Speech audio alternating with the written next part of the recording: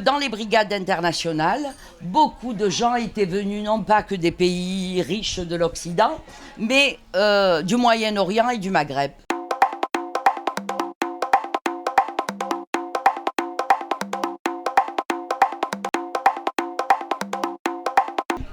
Dans une famille algérienne et kabyle, quand je suis née, 6 mois après, mon père était assassiné pendant la guerre d'Algérie.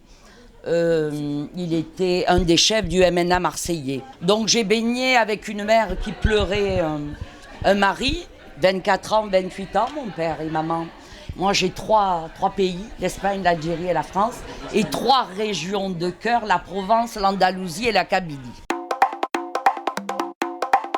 Quand je vivais en Espagne, quand je disais que j'étais mora, dans l'inconscient collectif espagnol, c'était le Marocain berbère que Franco du Rif avait enrôlé aux côtés des franquistes, et donc connotation très négative. Dans les brigades internationales, beaucoup de gens étaient venus non pas que des pays riches de l'Occident, mais du Moyen-Orient et du Maghreb. Évidemment, la plus grosse partie était des Algériens. On pense que à peu près, alors comme c'était très dur d'avoir des archives, on pense que 700 autour, moi j'ai diminué dans mon travail de recherche, 700 Algériens sont partis, communistes, anarchistes, messalistes, sont partis donc du côté des brigades internationales, dont mon héros, qui s'appelle Rabah Ossidoum et qui était un membre du Parti communiste algérien, et qui s'est engagé dans cette guerre-là. Et puis, en fait, il y avait des Irakiens, il y avait des Palestiniens, il y avait des Tunisiens et quelques Marocains aussi qui se sont engagés du côté des Républicains.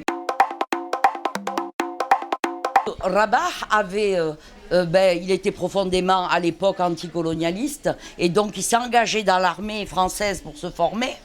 Il est resté 5 ans. Il voulait d'ailleurs aussi faire la bataille du Rif avec Abdelkrim, mais il était blessé, donc il n'a pas pu aller.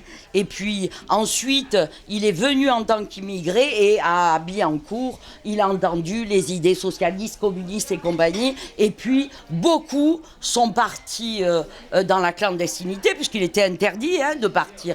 Donc effectivement, certains sont partis de Paris, Marseille, les Pyrénées, et ont traversé clandestinement.